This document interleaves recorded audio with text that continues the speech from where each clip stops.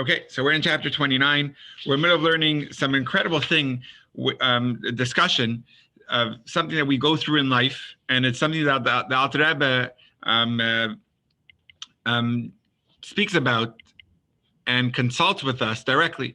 And he says when we feel apathy, we feel uninterested, we feel cold to our soul's rays, to the shine of our soul, we're feeling uninterested.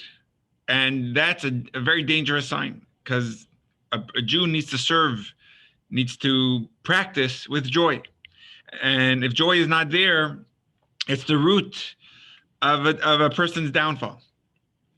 So we need to, if a person is not able to inspire themselves, a person is not able to meditate that brings you to something in actuality. You can meditate in your mind on the greatness, on the loftiness of Torah, and how it's meant for me and you. But if it's not going to actually change you, if it's not going to lift you up, if it's not going to inspire you, it's not speaking to your heart, then you really need to deal with this head on.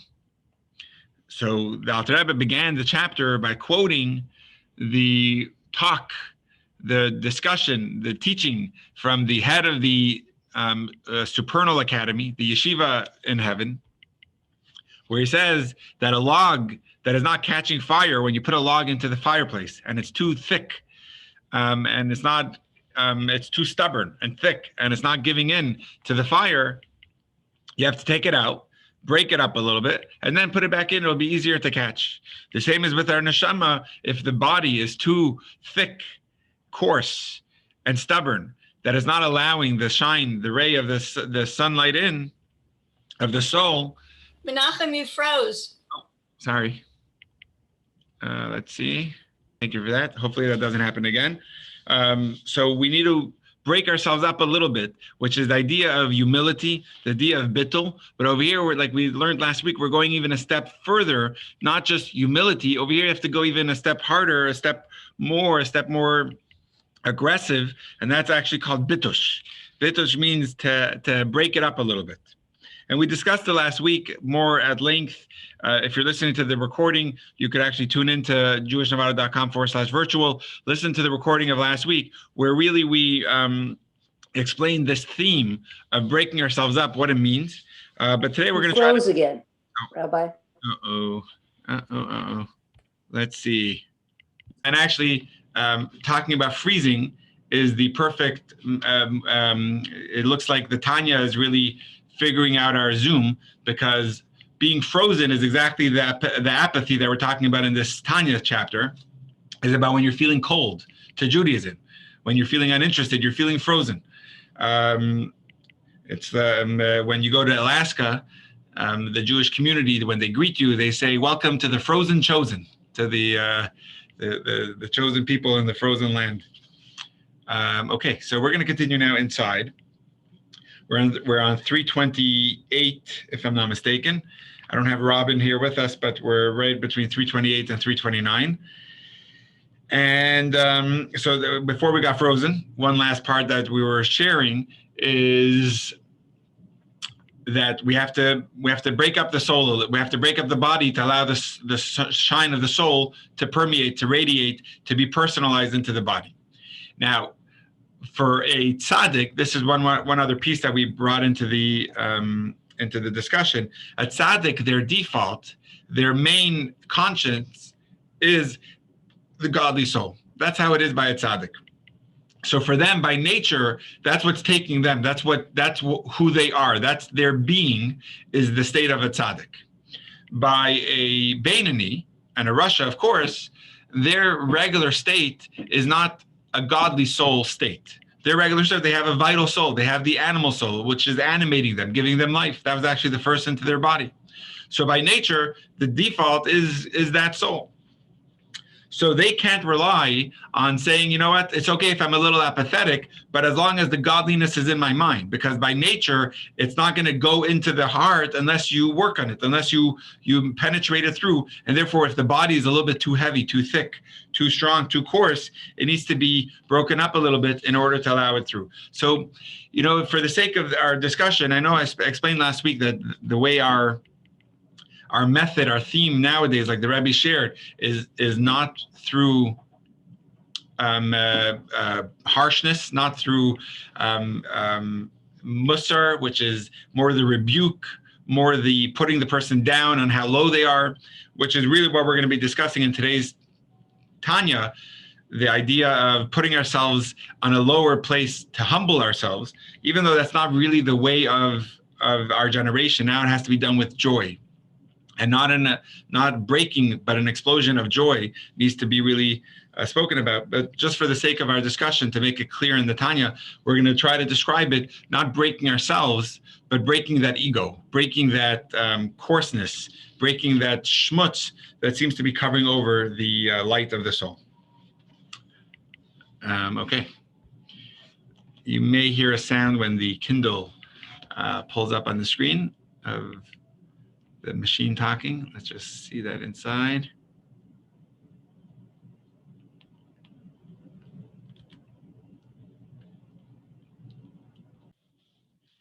All right, I'll be resharing my screen, and let's try to see that inside now. Towards the bottom of the screen.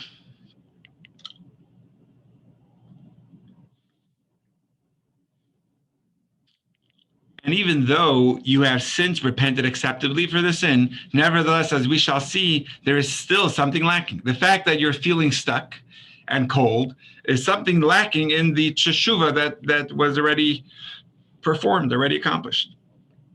Teshuvah, repentance, is an experience on two different levels.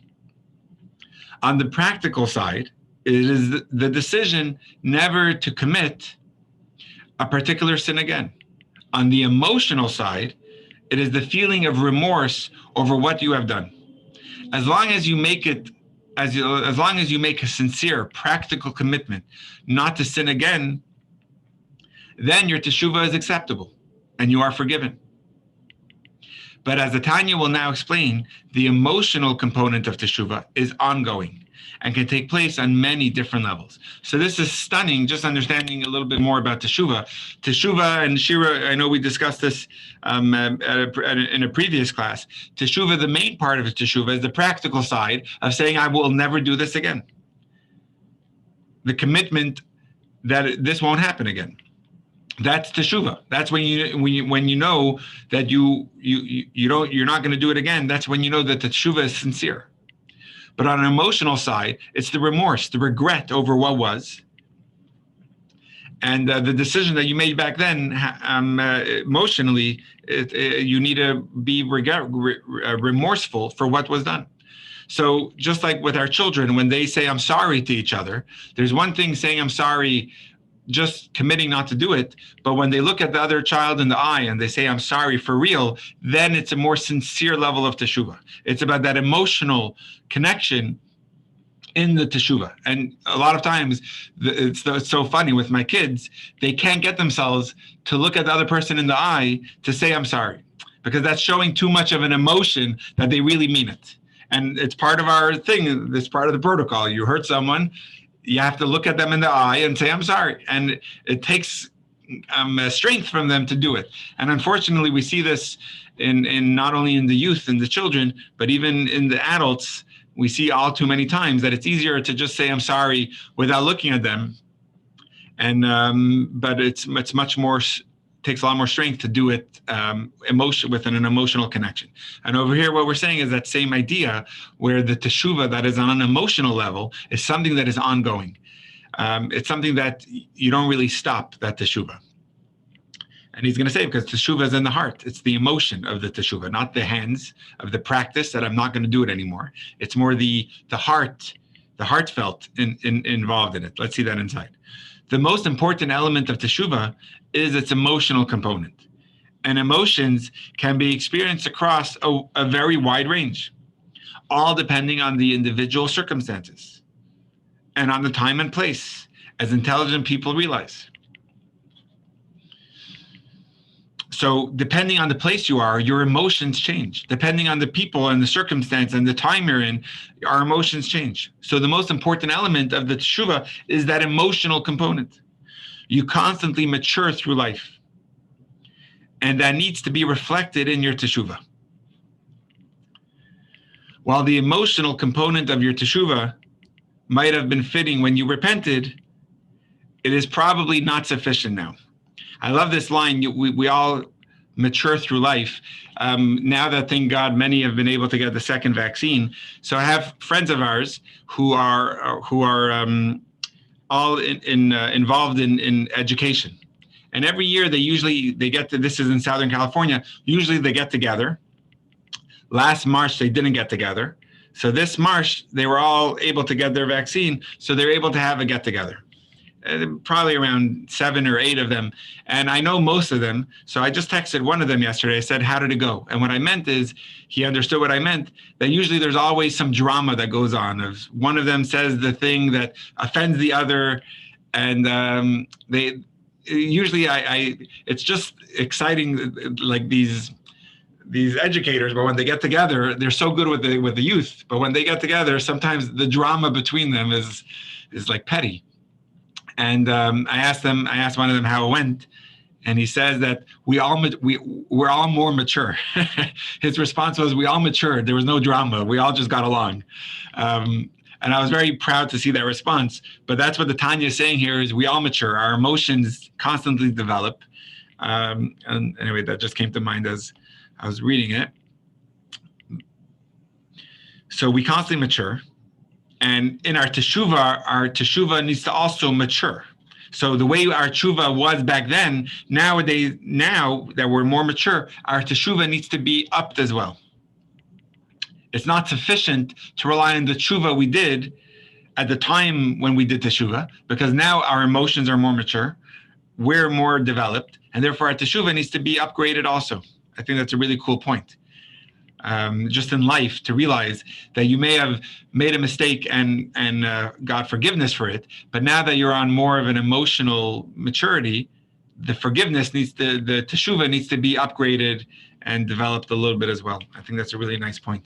And that's why this chapter, even though a lot of it is not so relevant in the tools and the practice, but the concepts and the ideas, I think are beautiful to still study.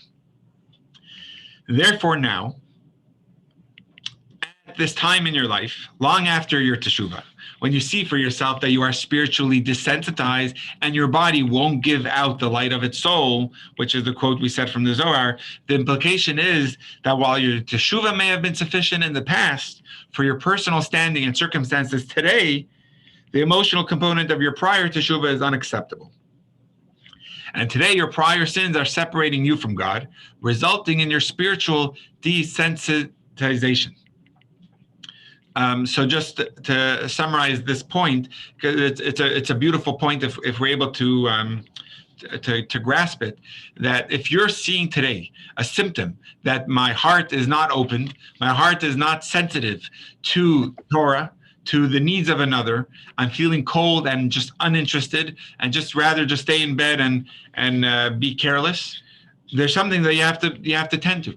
And one of the things you should focus on is, if you're feeling that I didn't do anything wrong today, I'm feeling fine, there's nothing that comes to mind that I did that needs attention to allow my heart to be opened, you have to look in your past. Now you could say, what are you talking about? My past, I'm past my past. I already did teshuvah on things that need to be worked on. The point he's saying here of the Alter Rebbe and Tanya, I think this is a psychology also, where you feel like you got over your past, but every now and then you have to unpack it and to see what is still in there that is not fully resolved. And it may have been resolved then, but now you're more mature, you're more developed, and therefore there needs to be a little bit deeper of a forgiveness, a little bit deeper of a resolve and a coming to terms and getting forgiveness, even if it's just in your heart, on things of the past. And then your heart may be then more open and more sensitive. Okay. And then just answering Shira's question, are the sacrifice meanings mentioned in the Mishnah? So that's actually a very good question. And I'll thank you, Shira, for that question. So the Mishnah is actually all part of the more law base of understanding. The Mishnah and the Talmud is more discussing the method of how it's done, when it's done, by who it's done, what if it's not done properly. So the Mishnah is all going to be part of that Talmudic part of the laws, of the commandments, the details of how to do it. All that is included in the category of law that's called Nigla, which is the revealed part of the Torah. That was revealed by Moshe, given at Sinai. The way it's easy to, not easy to practice, but it's all there in the book. The Kabbalah, or the way I like to call it, the Chassidus, which is the Kabbalah applied, the practical Kabbalah, is actually getting to the heart of it, to the soul of it, to the mind behind it, to not the mechanics of how to do it, but the methodology and the heart of why it's done and towards who it's being done. So the Kabbalah and the Chassidus speak about that point more. So it's not going to be the Mishnah part of it, it's going to be more the Chassidus. And that's why if you open up any talk or of the Rebbe, or any volume of Chassidus or Kabbalah in this week's Torah portion, it's all going to be relating to that theme of bringing up the animal soul inside of us to God on the altar. And it speaks about what the altar is. It speaks about the meditation you're supposed to have on it, because that's all the Kabbalah and especially the Chassidus applied on it.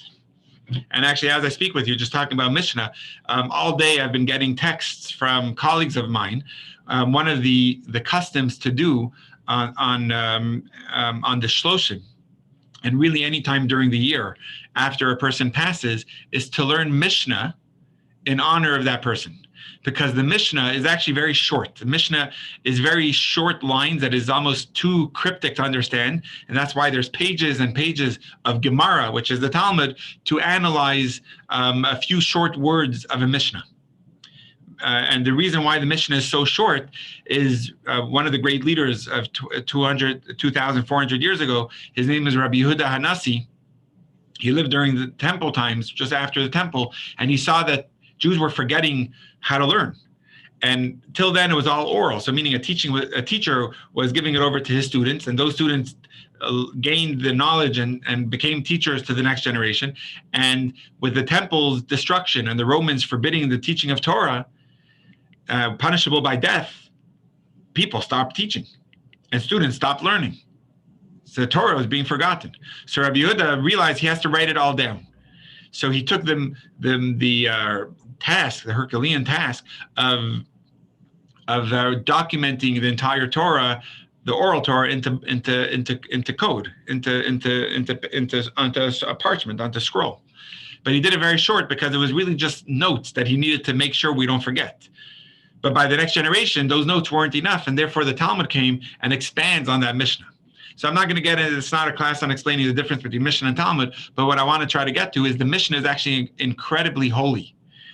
And in fact, the letters Mishnah has the same letters, and Barbara, tell this to Howard, and in case he didn't know this, especially with his mom's passing recently, the letters of Mishnah has the same letters as the word neshama, which means soul. A Mishnah is mem shin nun hey, a neshama is nun shin mem hey. It's the same letters, just a little bit flipped. When you learn a Mishnah, it's a great comfort for the soul. And therefore, actually, before we say Kaddish, there's actually, and Barbara, on the Shabbos, we were 9, so we were just short of a minyan, but we actually say a little Mishnah before a Kaddish for a soul, because it's part of that aliyah, that ascension for the soul. And so what we do, what I had done for my father of blessed memory, in honor of his Shloshim, which is today, is to try to finish the entire Mishnah, which is huge. We're talking about 70 tractates. So I can't do it all myself. So what we do is I set up a system, and I asked a bunch of colleagues of mine to take on one tractate. So they had to finish it by today.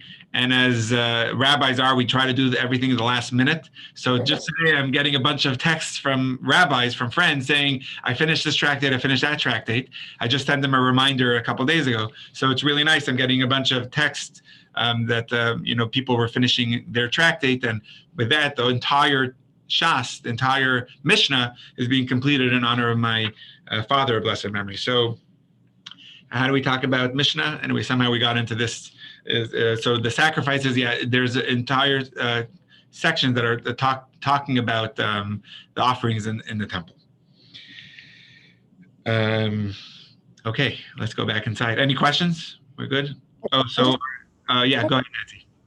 I had a comment. I've been reading this week's Torah portion, and in the Hamash, which explains it, it says that after the destruction of the temple, we stopped doing sacrifices in the old-fashioned way, and now we do them by charity.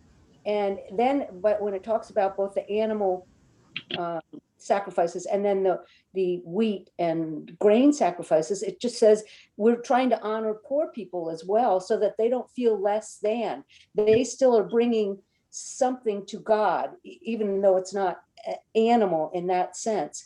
And so actually the commentary in Chumash that I'm reading actually explains how it's relevant to us today, which I found to be very powerful. Awesome. That's so beautiful to hear. And no pressure, Nancy, but I'm looking forward to this week's Torah. I've already started it and started typing it up, but awesome. It takes a little while and I need to reflect on it. Beautiful. So if anyone wants, Nancy puts together a weekly. She did it last week, and I'm already calling it a weekly Dvar Torah that she puts out. So no pressure, Nancy. But if you want, either put it in the chat, or I'll be happy to share with you Nancy's number. Put your email in the chat, and Nancy could perhaps share with you her email on the weekly Dvar Torah. You could either text it to her or message her privately, or I would be happy to share you her contact, if you're okay with that, Nancy. And I was so inspired by last week's Dvar Torah. Thank you very much for that. I really enjoyed it. And Dina also, we both were marveling at how amazing of a writer you are, and how more important than the writing is how you're able to take such great messages of the Torah portion. That's thanks to you and Adina for Tanya and for what you share with us. So you guys get a lot of credit for it, as does the Chumash. Perfect. Okay, so we'll continue now inside. So just the power of this idea is that the teshuvah, even if it was complete back then, now that you're more mature and developed, the teshuvah may need to also be upped a little bit also. And that may be the reason why you're feeling a little sluggish and a little cold in your practice. I turned the page in the Kindle. I lost the page. Let's see, I think we are just on the bottom of 331 if you're looking inside the book. Or another possibility is that while your past teshuvah still remains acceptable, Hashem wants to lift you to a higher level of teshuvah by upgrading the emotional component so that it is from deeper within the heart.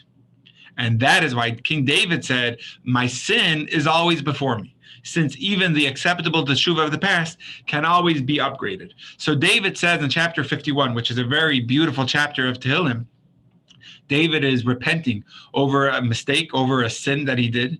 And in that chapter of Tehillim 51, he says, my sin is always before me, which is a little bit peculiar because the way we understand it is once you did teshuvah on a sin, you move past it. You don't ponder it. You don't let it take you over anymore.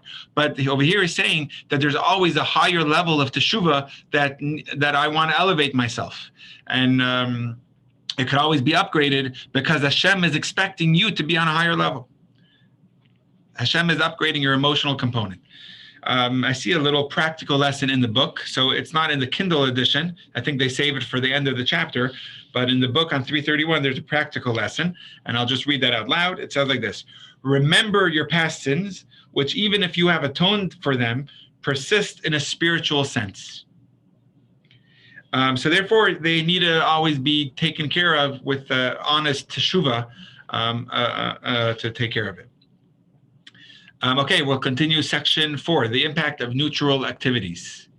So till now, we were talking about mistakes, sins that need to be always tended to with a higher level of teshuvah. But now we're going to go on to what about neutral activities? Regular things like eating and regular talk. So we'll see a little bit about that as well. And even if you are clean from serious sins of youth, commit in your heart to fulfill the Holy Zohar's teachings to be an expert accountant. So now we're in the final month before the tax due date. So it's definitely a good time to talk about accounting. If you don't have a good accountant, I'll be happy to recommend some. But what we need to know for the Zohar's take on accounting is the spiritual stock taking, the inventory we make, not only on past misdeeds, because obviously that needs to be accounted for in Teshuvah, but we're talking about expert accountant. The Zohar states that each night before going to sleep, a person must take account of the actions he did that day, repent for them, and ask for compassion for them. And people who did this are called expert accountants. So people that every day they think for a few minutes. And Shira, if I'm not mistaken, once we had this discussion that there's a paragraph in the Shema at night. The Shema, besides for saying just the general paragraph of the Shema, we include a few other paragraphs. And one of them says, for any mistake that I have made, or for anything that I may have said to offend someone, or anything someone may have said to offend me, I'm forgiving right now. You take into account everything that may have happened throughout your day. We even go a step further there and say anything that has happened during this lifetime or during another lifetime, it's all taken into account.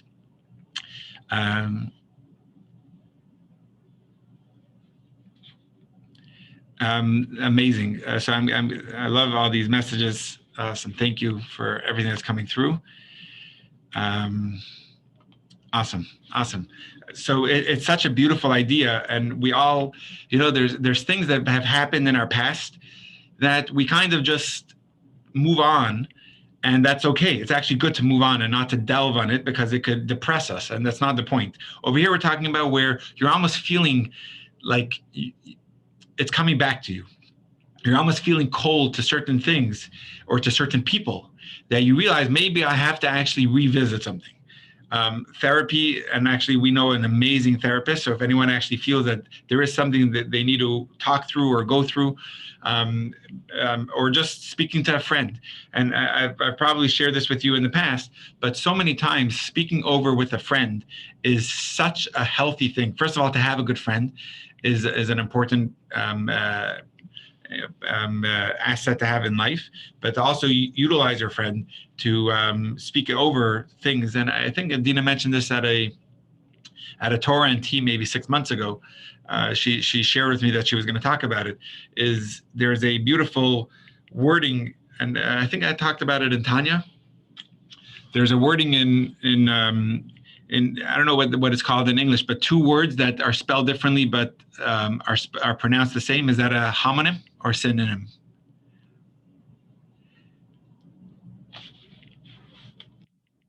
I don't remember, but either one.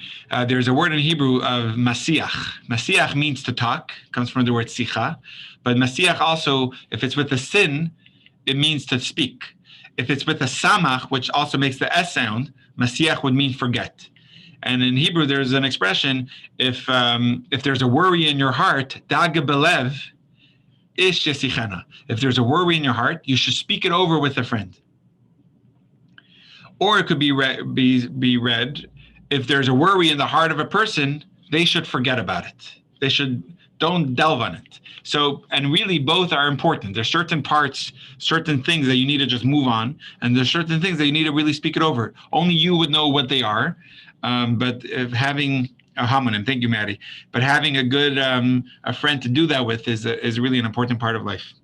Okay, so anyway, over here we're talking about your personal accounting, where you're taking a spiritual stock over your day, and that's called an expert accountant. Namely, you should make a personal account of all the thoughts, spoken words, and action that have transpired and come to pass from the day you were born until today. So that may take a little time. And ask yourself, were they all from a context of holiness? Or were some from an impure context? May God protect us. The definition of an impure context being even all those ostensibly neutral thoughts, spoken words, and action, which, while not religiously forbidden, were not consciously directed towards God to fulfill his will or in his worship. Since this is the meaning of Sitra Achra, the other side, anything which is not the holy side, as we have learned above chapter 6. So this we many of us were not in the class at this time, and it's not even recorded. This is before COVID. I guess the new expression would be BC, would mean before COVID. So in chapter 6, we spoke about how everything in Torah is either holy or is part of klipa. There's no neutral. So eating an apple, there's nothing wrong, there's nothing forbidden with eating an apple, but you could either have the intention that this apple is to make me more patient with my kids, to give me the energy to go on a walk, to be healthy so I could worship God, I could do a mitzvah better, or it could be I'm eating because I'm just hungry. So if it's done with a blessing and if it's done with the right intention, you're actually elevating that to holiness. Froze, Rabbi. Again, thank you. But you can still hear me? Now we can. Okay, awesome. Sorry about that again. So eating an apple, tell me, it says unstable. Could you hear me? Okay. We're good now. Okay, so maybe I should just be more honest to the text instead of giving my own. I guess the internet doesn't like me giving my own spiel on the words. But the point over here is you have to make a spiritual stock over your past, not necessarily the sins. Over here, he's going even a step further, taking a spiritual stock over what you did, and to see if you were honest and doing it for the right reasons, for holy reasons, or if you did it more from a selfish standpoint. And again, it's not forbidden, but over here, we're trying to elevate our mode, our method of being and our mode of consciousness to be on a higher level, to be upgraded, that I do things with intention. I do things with a focus of making myself better and making the world better and making myself more of a conduit for God. That's literally what bitul means, surrendering myself to God. A person who is surrendered is acting just as the channel to whatever is needed to be done. So our patriarchs were a full conduit. It says they were like a chariot. A chariot means they go. Frozen again. Oh, okay, but you can still hear me? Okay, as long as. Now you're not. Okay, you know what? Give me guys a second. I'm gonna actually just see. I'm gonna actually try.